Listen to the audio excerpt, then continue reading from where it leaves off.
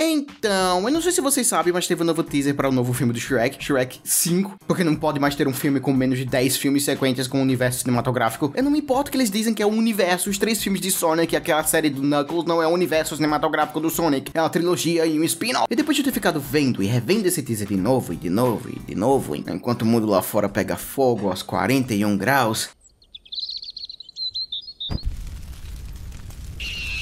que eu posso fazer? Ver o Shrek descobrindo ele dançando no TikTok me fez ficar com calafrios. Eu percebi que tem algo muito estranho nesses 28 segundos que me deu a ideia de fazer esse vídeo que eu sei que vai mudar a sua opinião sobre eles. Sobre os segundos. Foi isso que eu quis dizer. E se você acha que eu não tenho autoridade de falar de Shrek...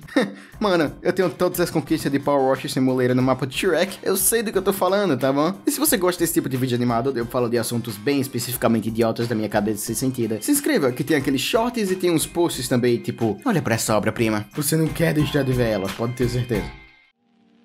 Assim, esse teaser não é exatamente um trailer ou um teaser. Parece mais um esboço do que o filme vai ser, meio que uma ideia do tipo de humor que o filme vai ter. E eu peço a Deus, um pouco de malandra, que eu esteja errado, porque se esse vai ser o humor do filme, meu Deus, a gente tem que se preparar mentalmente. Eu fiz um vídeo nos shorts do canal com minhas opiniões dessa nova versão, e por mais que eu ame ser positivo sobre o futuro, porque sinceramente o que não falta na minha cabeça é coisa triste que me faz me sentir mal, esse teaser me deixou bem conflitado, o mais que eu pense sobre ele. E o mundo sabe o quanto eu fico acordado de madrugada pensando em Shrek.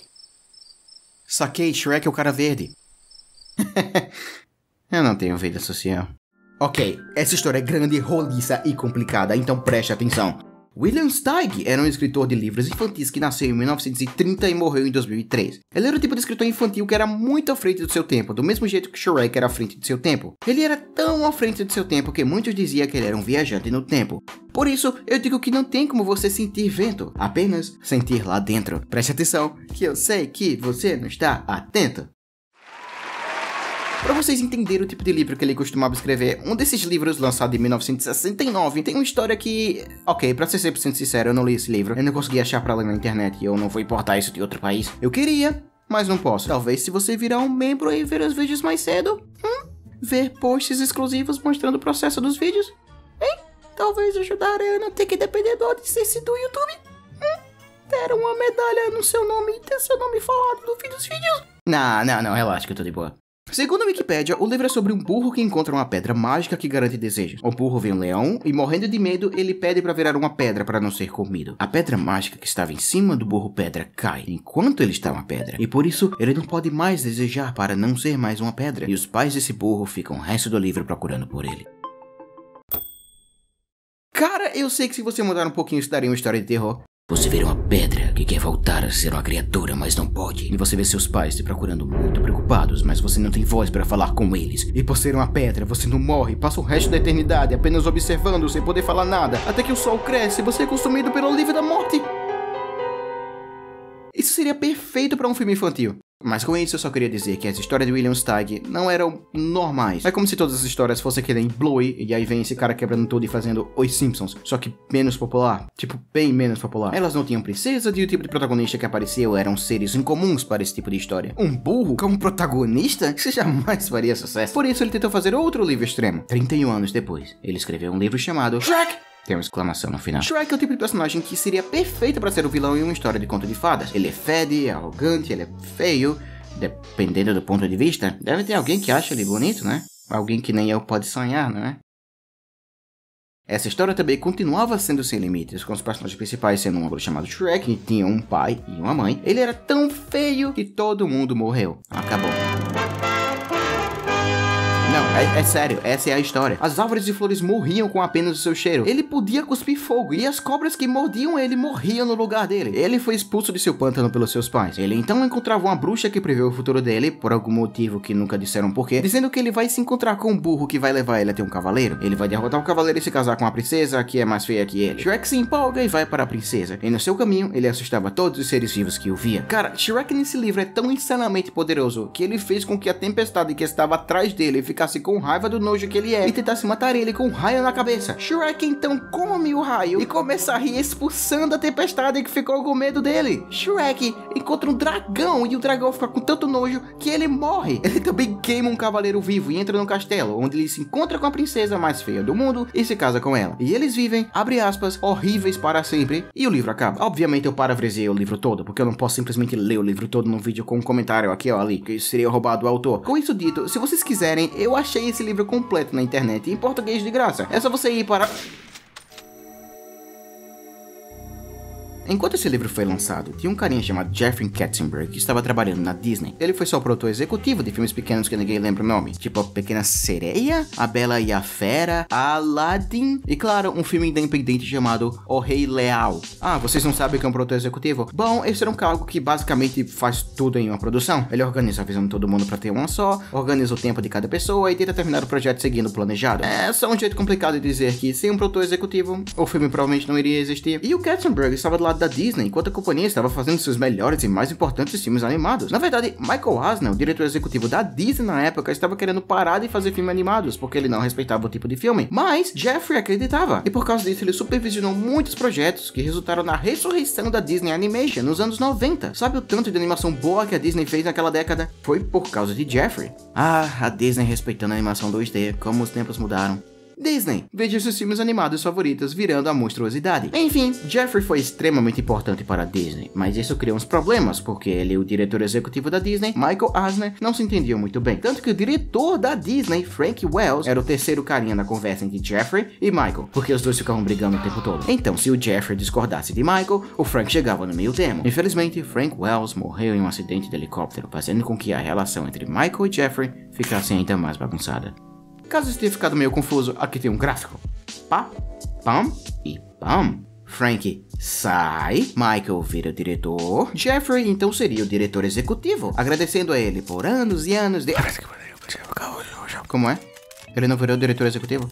Ele na verdade ficou com raiva da Disney e processou eles porque ele não tinha recebido o suficiente? Então ele passou a ter uma vendetta com a Disney e Michael Eisner, o cara que virou o diretor? E eu tenho que parar de copiar essa piada do Bob Esponja porque está acabando com o flow do vídeo? Cara! Ele ficou com tanta raiva que ele criou o próprio estúdio fazendo animações em 2D, a DreamWorks SKG.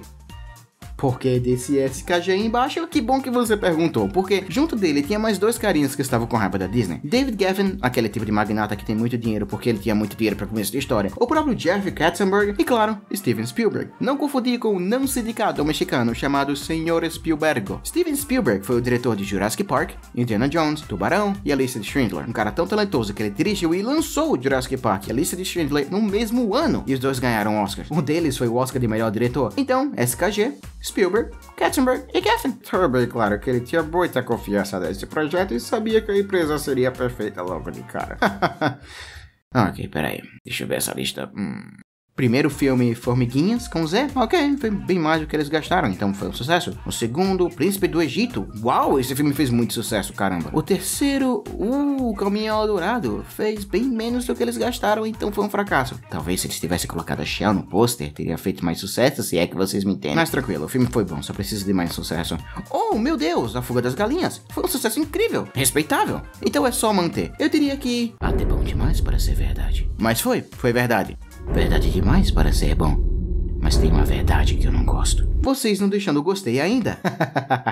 Então, lembra daquele livro incrível de William Steig? Ele seria perfeito para fazer um filme com a DreamWorks, algo que tira sarro de conto de fadas, sendo totalmente diferente do comum. Então, o filme Shrek ficou sendo feito de fundo, enquanto os filmes de Caminho ao Dourado estavam sendo feitos e lançados. Mas Shrek ficou sendo feito, e depois cancelado, e refeito, e cancelado de novo. Cara, o processo de fazer esse filme estava tão atrasado que se você não estivesse fazendo um bom trabalho nesses outros filmes da DreamWorks, você seria Shreked. Você iria ter que trabalhar nesse filme que claramente não iria fazer sucesso. Certo? Eu não sei se vocês sabem, mas filmes são bem difíceis de fazer. E tanto problema que pode acontecer durante a produção de um, que é um milagre que eles existem para começo de história. E a produção de Shrek não foi nem um pouco diferente. Cara, o filme teve que ser mudado quase que 100% para o filme ficar sequer assistível. Mas Jeffrey queria muito fazer esse filme, porque a ideia dele era fazer com que a Disney não queria fazer. Então fazer um filme que tira sarro de conto de fadas em uma parte do cinema que era dominada por conto de fadas iria fazer todo esse projeto chamar mais atenção. É o equivalente a você usar jeans em uma festa chique. Tem pessoas que não vão gostar, mas pode ter certeza que todo mundo vai estar olhando pra você. E não tem nada que chame mais atenção do que uma bunda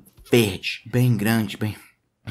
Falando em grande, a lista de membros do canal que eu falo no final dos vídeos está ficando bem grande. E se você quiser fazer parte delas antes que eu tenha que falar menos nomes porque tá muito grande, é só R$2. Aqui, ó. Agora vamos o porquê da produção ter sido um pesadelo, porque é aqui que muita coisa para de fazer sentido. A primeira versão do filme seria meio tradicional, com a animação sendo 2D misturando com 2D do mesmo jeito que outros filmes da DreamWorks eram. Shrek teve vários atores que estavam sendo pensados para ser o dublador. A propósito, tu sabia que tem anal sex na página da Wikipedia de True? Bill Murray foi um desses atores. Mas, porque o personagem naquele momento era um gordinho feliz que era muito feliz consigo mesmo, o papel foi oferecido para Chris Farley, um gordinho que era feliz consigo mesmo. E ele aceitou. Eu já falei de vocês quem era Chris Farley antes, mas naquele tempo eu não tinha visto nada sobre ele. Desde então, eu vi Billy Madison, Coneheads e Tommy Boy. E eu só vou dizer uma coisa. O cara amava um pó, viu? Isso não é exagero. Olha pra cena de Tommy Boy e me diz que você não tem que estar usando alguma coisa pra poder pular desse jeito.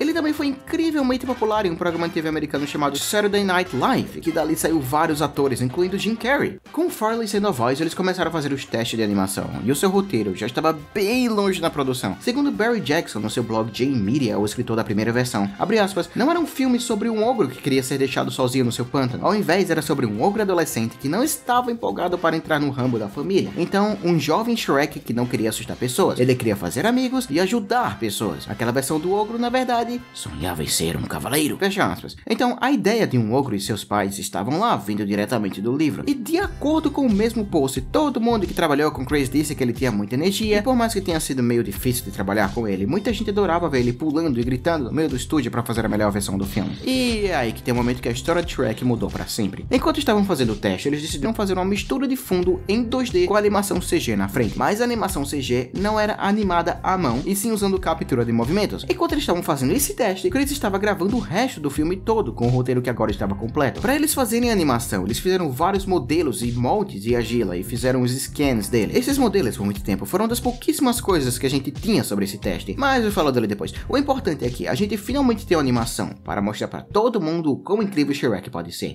E o teste foi uma bosta. Desculpa a grosseria. Mas com Chris sendo a voz de Shrek, Tom Kenny e Bob Esponja sendo a voz do bandido, bom, como eu disse, a animação foi feita usando captura de movimentos, usando a música I Got You, ou I Feel Good, sabe? Aquela que faz I Feel Good. E esse teste foi apresentado para vários executivos da DreamWorks, incluindo Katzenberg. E ele disse, parecia horrível, não funcionava, não era engraçado, e eu não gostei. Uau! Então Jeffrey demitiu todo mundo do time, querendo fazer com que tudo que foi animado fosse refeito, querendo tirar essa versão podre de Shrek. A propósito, eu vi muita gente dizendo que ele demitiu a equipe, mas eu realmente duvido que ele tenha feito isso, levando em conta que, poxa, tem vários outros filmes em 3D. Eu acho que ele mandou essas pessoas do time de Shrek para outro filme, mas é só uma teoria minha. Então o filme começou totalmente do zero, mas uma tragédia aconteceu que fez com que o estilo do filme e do personagem fossem totalmente reinventados. Lembra que eu disse aqui que Chris Farley tinha muita energia, especialmente para alguém do tamanho dele? Vamos ser sinceros, é bem difícil alguém desse jeito fazer isso. Bom, é porque ele era um dos clientes mais fiéis da farinha que te dá energia.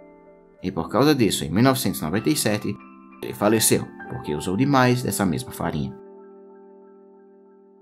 Após sua morte, o filme então tinha que ser refeito, não só porque o áudio não estava 100% completo, como também o design do protagonista, que foi feito com Chris sendo a base, como também o filme estava porcaria, segundo Jeffrey. Então, com tudo jogado fora, nós temos a versão do Shrek que temos agora, com Shrek meio bondoso, mas passa o resto do filme aprendendo a gostar de si mesmo. O design ficou menos grotesco, a animação passou a ser toda feita à mão, e sem fundos feitos com pinturas. Alguns deles tem alguns fundos que são pinturas, mas isso é porque o filme é uma animação 3D, e esse tipo de animação custava muito poder de processamento para renderizar, então eles usaram pinturas para ficar mais leve. Enfim, a primeira cena que eles animaram para ver se essa versão ficaria boa foi a cena de introdução, com Shrek saindo do banheiro. E com Mike Myers sendo o novo Shrek, tudo estava em harmonia. Exceto que depois que o filme todo foi gravado, Mike Myers resolveu regravar todo o seu diálogo com o sotaque escocês. E ele gravou tudo porque achou que seria melhor. E agora nós temos a última versão de Shrek que todo mundo ama. Mas parando pra pensar agora, tem uma versão de Shrek com Mike Myers sem sotaque escocês.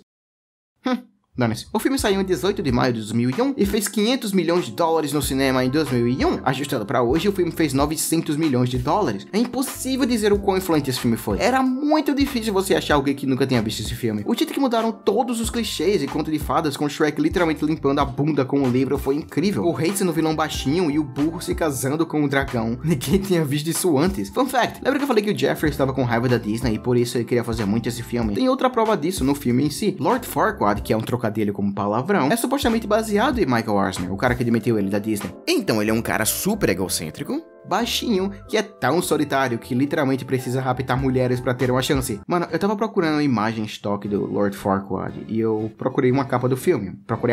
Mano, só tem uma foto dele. Em todo lugar que usam Lord Farquaad é sempre assim. Em todas as capas ele tá com esse mesmo jeito. Então, às vezes 2 lugares na mesma capa. Shrek não só virou super reconhecível de um dia pro outro, como também fez uma franquia de filmes que está forte até hoje.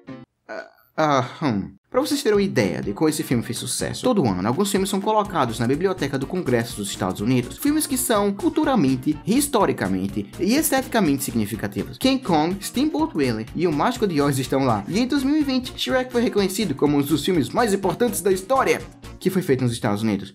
Agora, vamos lá. Com todos esses problemas que o filme teve, me fez pensar uma coisa. Vocês lembram de quando o filme do Sonic teve aquele design todo feio? Aí a internet toda forçou o estúdio a mudar. Aí tem gente que acredita que aquilo não aconteceu. Dizem que foi de propósito, pra fazer com que eles pareçam que escutam os fãs e estão dispostos a fazer mudanças, agradar todo mundo e blá blá blá. Gente, isso realmente aconteceu. Eles já tinham brinquedos prontos, eles não iriam gastar todo esse dinheiro por nada.